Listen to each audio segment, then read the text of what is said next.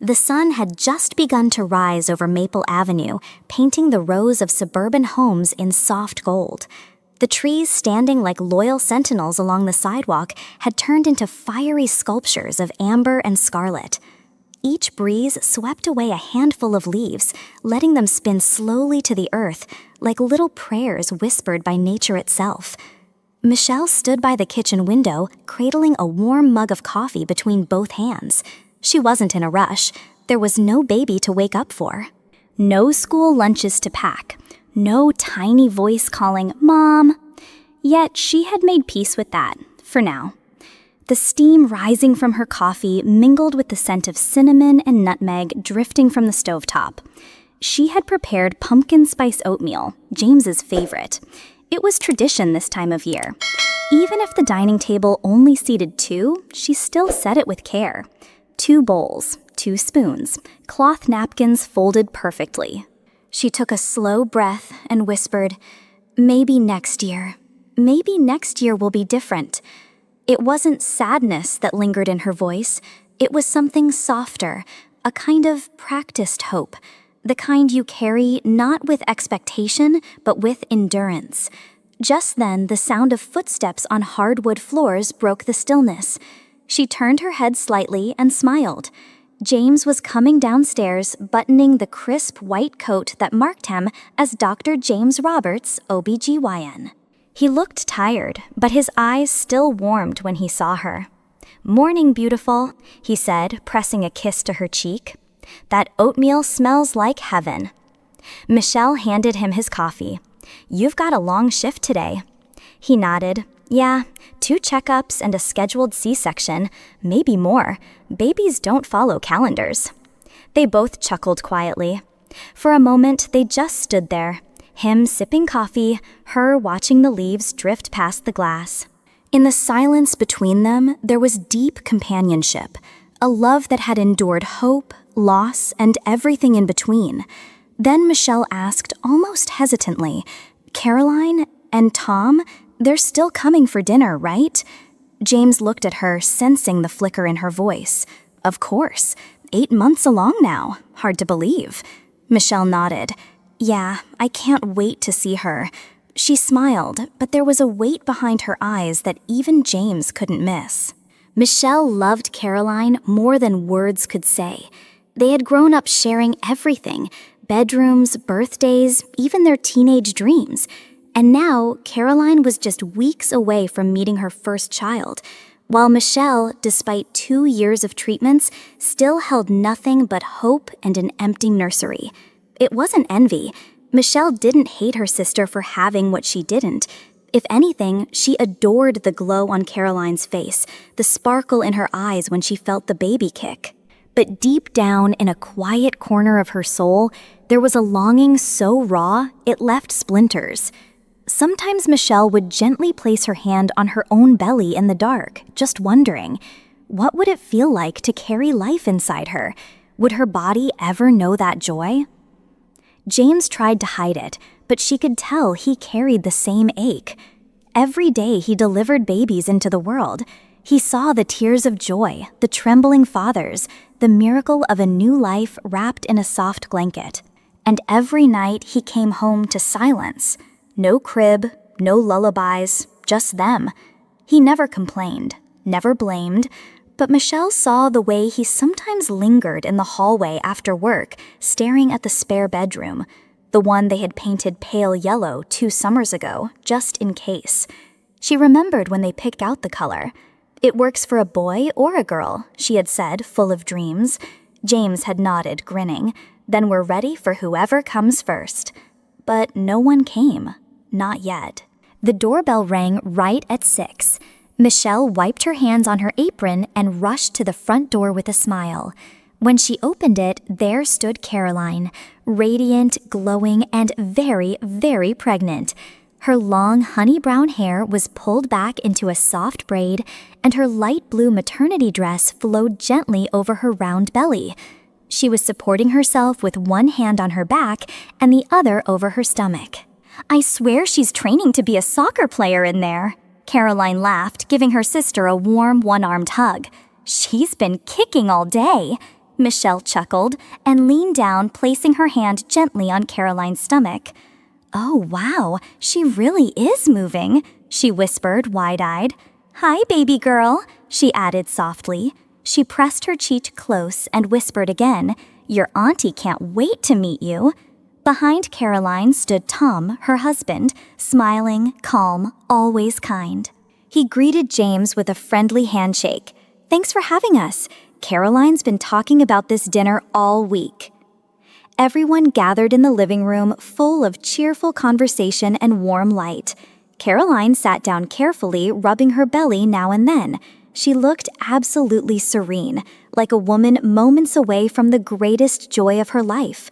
But James sat across from her, quiet, still in his work clothes, a polite smile on his lips.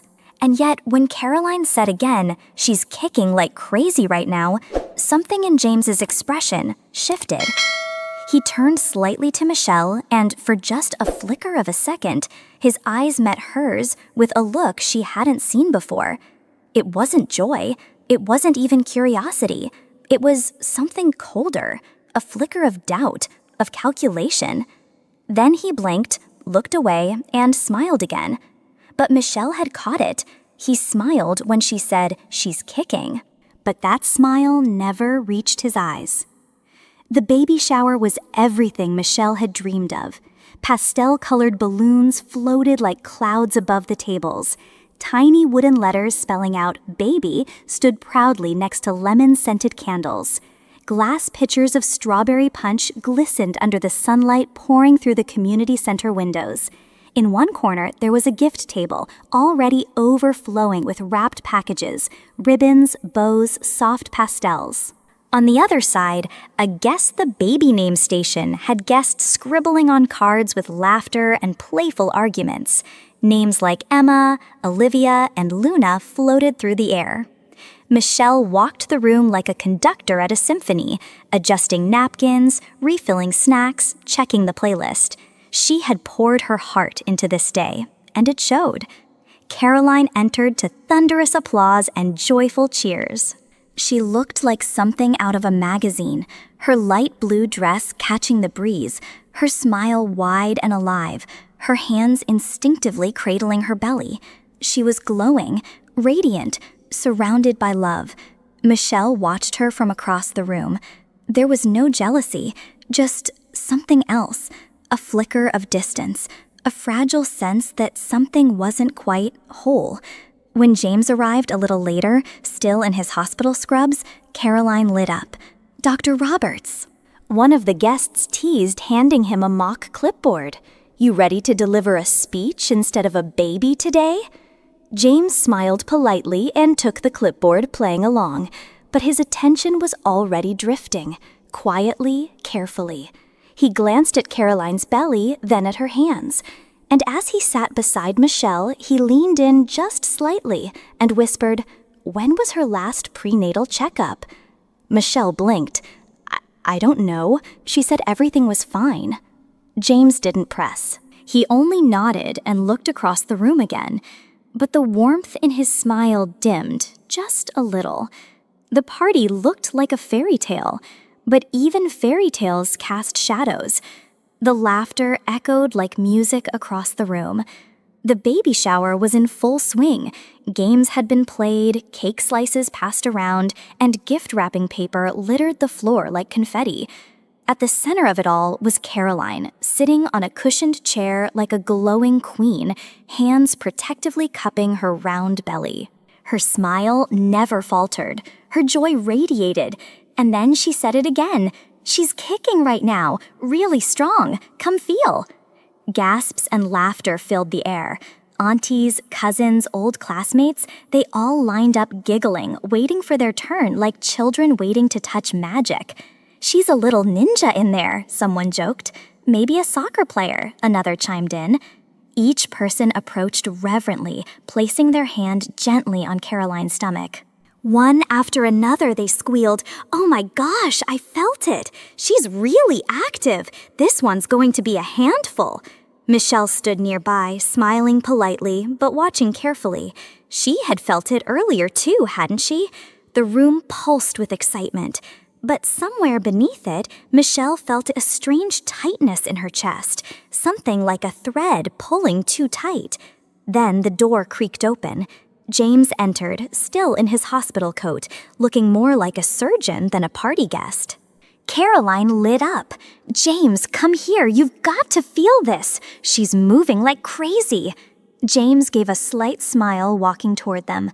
Michelle nudged him, teasing, "Go ahead, doctor. Let's see if the baby approves of you." Everyone laughed. James crouched down beside Caroline. His hand hovered for a second. Then he placed it slowly on her belly. The room fell silent for just a moment, everyone watching the baby expert make contact. James smiled, but this time, Michelle noticed it again. The smile was tight, controlled, and behind his eyes, something flickered. A moment too long, a pressure too light, a doctor's hand, a brother-in-law's heart, and a truth only he could feel. James's hand rested on Caroline's belly. At first, he wore the same polite smile he always gave his patients, gentle, reassuring. But then, something shifted. His brow furrowed, subtly, almost imperceptibly. He moved his hand slightly to the left, then to the right. Then back again, fingers spreading gently across the surface of her stomach, like a man trying to find something that should be there but isn't. Michelle watched him carefully. She'd been married to him long enough to read his silences, and this one wasn't ordinary. James was concentrating, not in a playful way, not in the "look how cute this is" kind of way, but with surgical precision. His lips tightened, his eyes narrowed. Then he placed his hand back in the same exact spot. Pressed, waited. His face turned pale. It happened in an instant, but it felt like eternity. Michelle's stomach dropped.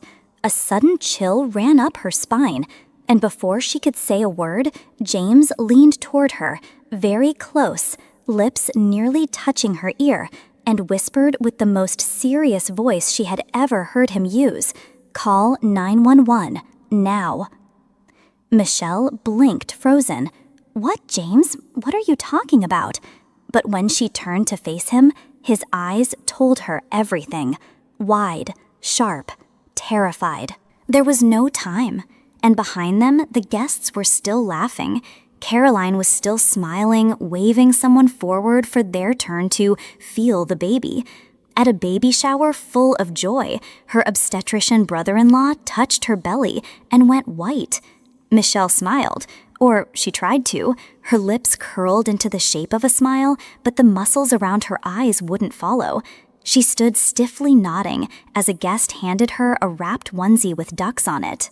"So cute, right?" the guest said. "Adorable." But her voice cracked on the second syllable because her hands were shaking. Across the room, James stood motionless. He didn't speak, didn't blink. His body was frozen, but his mind was racing. Michelle walked over to him slowly, clutching the fabric of her dress. "You're scaring me," she whispered. "You really think?" James didn't answer with words. He took her hand. His grip was firm, steady, but not calm. He pulled her toward the side door of the community center. "James, wait, where are we going?" "Outside, now." His voice wasn't loud, but it was absolute. Once they were out away from the music and balloons and "it's a girl" signs, Michelle stopped. "Tell me you're wrong." Her voice trembled. "Tell me this is all in your head." James turned, grabbed her by the shoulders, and looked her dead in the eyes. "I'm not guessing, Michelle. I've delivered hundreds of babies. And I know what it's supposed to feel like, what it's not supposed to feel like." Her face crumpled. Tears streamed down. No, this can't be happening." James pulled out his phone, hands no longer steady.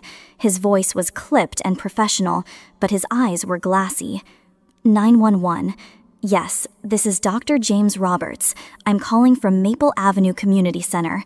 We have a patient, 8 months pregnant, fetal non-reactivity, suspected intrauterine fetal demise." We need transport immediately. Michelle covered her mouth with both hands. From inside the center, the laughter kept echoing, but outside, sirens had already begun their approach. A room full of laughter, a phone call that shattered it, a siren screaming what no one was ready to hear. Inside, the party played on. Laughter floated through the air like bubbles.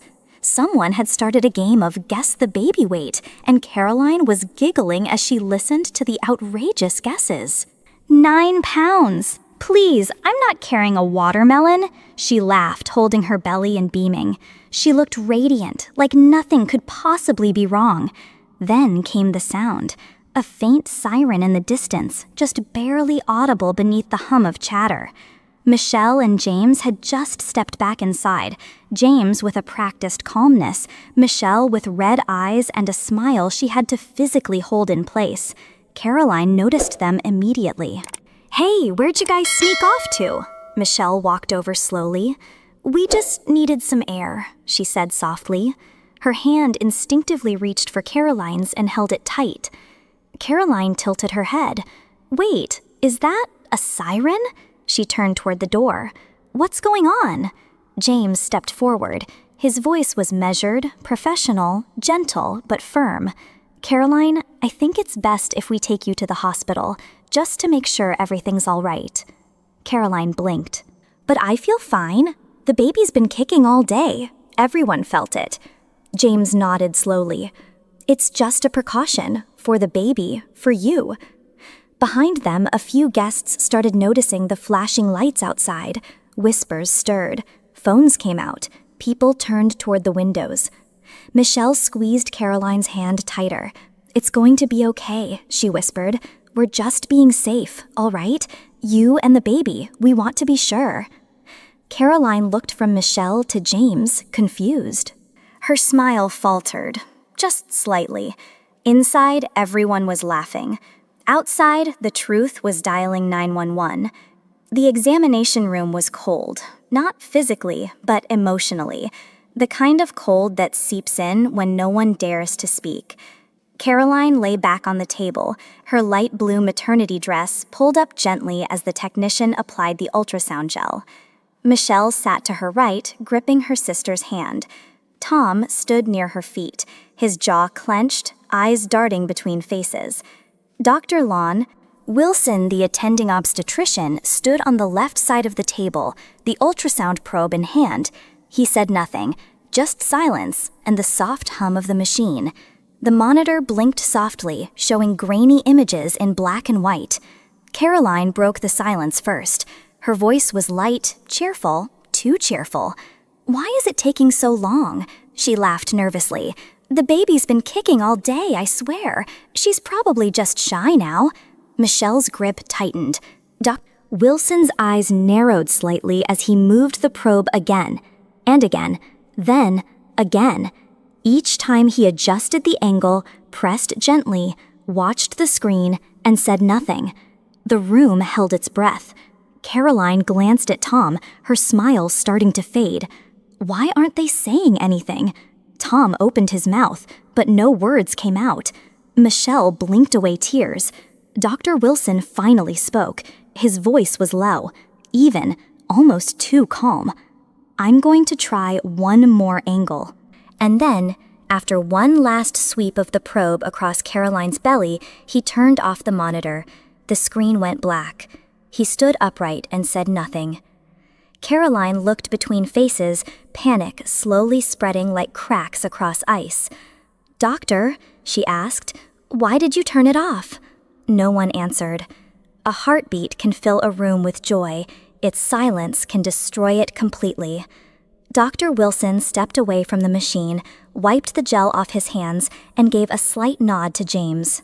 James knew what that nod meant. He swallowed hard, then stepped forward. The room was unbearably quiet, the kind of silence that hums in your ears because your heart can't beat fast enough to keep up. Caroline was still lying on the table, looking between the faces in front of her. "What is it?" she asked, her voice small. "Why aren't you saying anything?" James crouched down beside her and took a breath that sounded more like a break. "Caroline," he said gently, "we couldn't detect a heartbeat." Caroline blinked, then laughed, short, almost incredulous. "No, that can't be right," she said quickly. "You must have made a mistake. She was moving. Everyone felt her today. She kicked. I felt it." Her voice cracked. Tears rushed into her eyes, as if her body suddenly realized something her mind refused to believe. "Check again," she demanded. "Please, check again." Tom stood frozen, like someone had just unplugged the world around him. No, this can't be happening," he whispered. Michelle was already crying. She moved beside Caroline, reached for her hand, and held it with both of hers. "You're not alone, Caroline," she said through tears. "We're here. We're not leaving you." But Caroline pulled her hand away. Her whole body began to shake. "No, you're lying. All of you. My baby is alive. She's inside me. I can feel her. She's warm. She's moving. I'm her mother. I would know." Michelle tried to reach her again, but Caroline turned away. Her body curled protectively around her belly, as if she could shield it from the truth, as if love alone could revive what had been lost. She didn't lose just a heartbeat. She lost the entire rhythm of her world. Dr. Wilson stepped out briefly and returned with a file folder. The chart was thin, but it carried the weight of everything. He opened it gently, glanced at the first page, then turned to Caroline. "Mrs. Mitchell," he said quietly, "do you remember visiting this hospital on October 1st? Caroline blinked, her expression clouded with confusion. "October 1st? She shook her head slowly.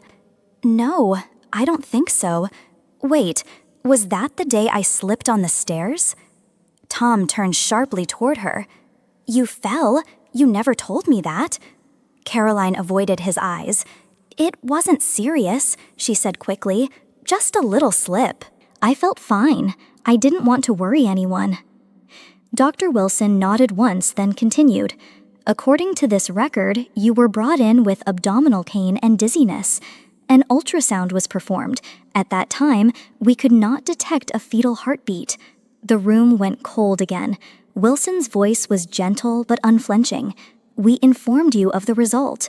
We explained the diagnosis." Caroline's lips trembled. No, that can't be right. That didn't happen."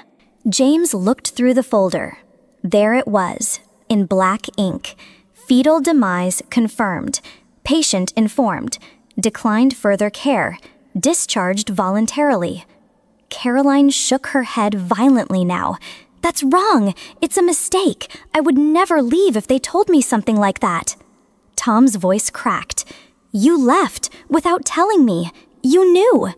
Caroline clutched her stomach. "I didn't believe them," she whispered. "They were wrong. I could still feel her." Michelle stepped forward, her voice shaking. "Caroline, it wasn't her moving. It was your body, your muscles, your intestines reacting, not the baby." Caroline collapsed to her knees. "Stop saying that. You're all wrong. I'm not crazy. I felt her." But in the silence that followed, no one could lie for her anymore. It wasn't the baby moving. It was her body clinging to a lie her heart couldn't bear. Caroline sat on the hospital bed, still cradling her belly with both hands. The silence in the room was so heavy, it felt like even the walls were holding their breath. She rubbed her stomach gently in slow, circular motions, whispering, "It's okay, baby. Mommy's here. Don't be scared." Her voice was tender, maternal, completely disconnected from the truth echoing through her medical chart. Michelle stood near the window, watching her sister with tears clouding her vision. Her heart screamed, but her lips couldn't form the words. How do you tell someone the person they're talking to is already gone? James had told them the body doesn't always get the message. Even after a fetus passes, the hormones linger. The uterus stays swollen. The body, in its cruel illusion, keeps pretending because the mind isn't ready to let go. And Caroline's mind wasn't just not ready, it was still mothering. She talked to the baby about baby names, asked Michelle if lemon or lavender would be better for the nursery. Even giggled when she thought she felt another kick. Michelle nearly collapsed. She sat on the edge of the bed, gently placing a hand on her sister's arm. "How?" she began, her voice trembling. "How do I help you let go when you've never even held her?" Caroline just smiled softly, like Michelle had said something silly. "I did hold her," she whispered. "Every day for 8 months. She knows me. She's just resting now." But Michelle saw it clearly. Her sister wasn't delusional. She was grieving, but inside a dream she didn't want to wake up from. Tom stood outside the operating room, pacing like a man unraveling thread by thread. His fists were clenched, his jaw trembling. When the doors finally opened and they wheeled Caroline out, silent, pale eyes staring blankly at the ceiling, Tom couldn't hold it anymore. He collapsed beside her gurney, grabbing her cold hand. "Why didn't you tell me?" he cried. "Why didn't you say anything, Caroline? Why would you go through this alone?"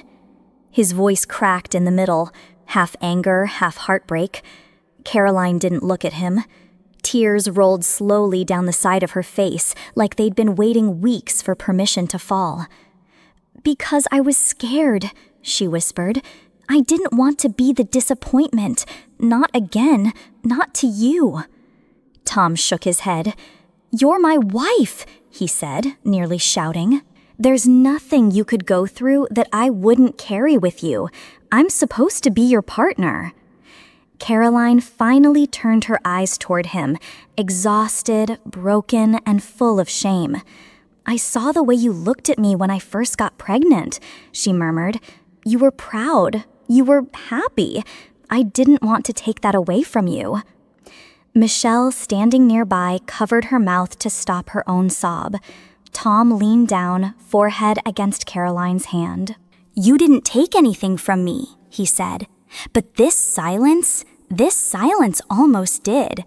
Sometimes silence is not peace. It's the storm we lock behind our lips until it shatters someone else's heart."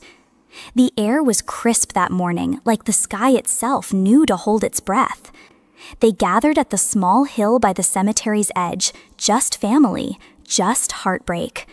The tiny white casket looked more like a jewelry box than something meant for goodbye. No name engraved. Just a pink satin ribbon wrapped gently around it, tied in a bow. Caroline walked slowly toward it, her legs still weak from surgery, her soul even weaker. Tom held her arm, trembling. Michelle stood behind, carrying a single rose. There were no grand speeches, no hymns, no lullabies, just silence and the sound of grief breathing between people. Caroline knelt down and placed a bouquet of white daisies on top of the casket, then paused. From her coat pocket, she pulled out a tiny knit hat, the one she had made months ago during her second trimester, when everything still felt like hope. She kissed it and tucked it under the ribbon. Michelle stepped forward. She placed the rose beside the daisies, then leaned in and whispered, almost afraid the wind might carry her words away. "You were a mother, Caroline. Even if no one heard your baby cry, your heart did, every day." Caroline didn't answer. She just closed her eyes and let the first real sob escape. Not the silent crying she'd done in private, not the trembling lip, but a full, raw, human howl, like a mother mourning the child her arms never got to memorize. Tom wrapped his arms around her, and Michelle joined them both. She never heard her baby cry, but now she must learn to cry herself. The hospital room smelled like chamomile and antiseptic. Caroline sat curled in a pale blue chair, her knees drawn to her chest, the world still too loud for her ears. It had been 2 weeks since the funeral, 2 weeks of white walls, therapy sessions, and long silences between questions she didn't want to answer. At first, Caroline refused to speak. She just stared at the floor when her therapist asked, "What do you miss the most?" But healing isn't loud. It's not dramatic. It's quiet, like a crack in ice, slow but sure. And one morning it happened. Michelle came to visit, bringing a small sketchbook and a bag of homemade cookies. They sat together on the floor near the window. Caroline traced the cookie bag with her finger and whispered, "I dreamed of her last night." Michelle didn't move, just waited. Caroline continued, "She had Tom's eyes, but she smiled like me." She paused, swallowed hard, then turned to Michelle with tears sliding down her cheek. "I get it now," she said softly. "She's gone. I lost her." Michelle's eyes filled. She reached out and pulled her sister into her arms. No more pretending, no more illusions, just the raw truth finally spoken. Healing begins the moment denial ends, but the pain still speaks the loudest truth. It was late evening, and the hospital room was quiet again. The beeping machines had faded into background noise. The nightlight cast a golden hue across Caroline's face. Tom sat beside her bed, elbows on his knees, head low, like he was carrying more than just grief. Caroline reached over and placed her fingers gently on his hand, but he didn't meet her eyes. And then he spoke. "The day you fell," Tom said slowly, "I was supposed to come home early," his voice cracked, "but I extended my trip, took one more meeting, one more drink with a client, and when the hospital called, I wasn't there." Silence, the kind that suffocates. Caroline stared at him. And then she did something that Tom didn't expect.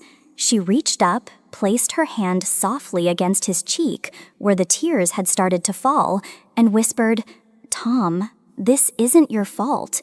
It's not mine either." She paused, her voice steady now. "We lost something no one can replace, but we didn't lose each other." Tom looked up, eyes wide with guilt and disbelief, and Caroline said it again, firmer this time, like a vow. "We walk forward, together." Sometimes the hardest redemption is forgiving yourself, but healing begins when someone reminds you you don't have to carry the weight alone. It was early spring when Michelle began planting. She chose forget-me-nots, tiny blue flowers that bloom low to the ground, soft and persistent like memory itself. James watched from the porch as she knelt in the soil, dirt under her nails, eyes soft but distant. Each handful of earth she turned over was like letting go, but not forgetting. At the center of the small garden, Michelle placed a simple white stone. She carved it herself. "To our beloved child." No name, no date, just love. That evening, Caroline came by. She stood silently at the edge of the garden, eyes locked on the stone. She didn't speak. Michelle approached her slowly, held her hand, and said, "We may never hold her in our arms, but she'll always bloom here." Caroline knelt beside her and touched the flowers. They were trembling slightly in the breeze, fragile but alive. And in that moment, for the first time since the loss, she smiled, a real, broken, healing kind of smile. She couldn't save the baby, but she could save the mother. 1 year later, the seasons had changed, but the quiet ache in Caroline's chest remained, smaller now, no longer sharp, but ever present, like a scar that no longer hurts but never truly leaves. She and Tom sat in the office of the adoption agency, hands clasped. Across from them was a caseworker, smiling warmly. Between them was a photo of a small boy. His name was Michael, 5 years old, brown eyes, soft smile. He had been in 3 foster homes. He didn't speak much, but he drew hearts on every piece of paper they gave him. 2 weeks later, Caroline opened the door to her home, and Michael stepped in. No trumpet sounds, no dramatic music, just the sound of tiny shoes on wooden floors and a cautious little voice at dinner that night. As he picked at his mashed potatoes, Michael looked up. "Thank you for choosing me," he whispered. Caroline's breath caught. She put down her fork, her eyes shimmered, and then, with a voice full of everything she'd held inside for a year, she leaned forward and said, "Thank you for becoming my son." Tom smiled. James and Michelle visited the next day, bringing a blue stuffed bunny and homemade cookies. Christmas came. And around the table that night, as laughter and love filled the house again, Caroline looked at her new son and whispered, "You weren't born from my body, but you've brought my heart back to life." Some families are chosen, not by blood, but by love. The fireplace crackled softly. The tree shimmered in gold and silver. Laughter floated through the house like cinnamon in the air. It was Christmas Eve. Michelle and James passed around mugs of cocoa. Tom carved the roast. And little Michael played with a stuffed reindeer under the twinkling lights. No one mentioned the past, not because they had forgotten, but because they had finally made peace with it. Caroline sat at the table holding Michael's hand. She looked around at the people who had never left her side, the ones who had held her when she couldn't stand, believed in her when she stopped believing in herself. She smiled quietly. Then, almost in a whisper, she said, "I used to think the world had ended, but it turns out it was only just beginning." Everyone paused. Michelle reached for her sister's hand. The past had once haunted this season. Empty chairs, unspoken grief, unbearable silence. But tonight, there were no ghosts. Only love, only light, only beginnings. Not all Christmas miracles come in a cradle. Some walk in on little feet and fill a house with healing. In the end, it wasn't about biology. It wasn't about the shared DNA, the matching eyes, or the family tree.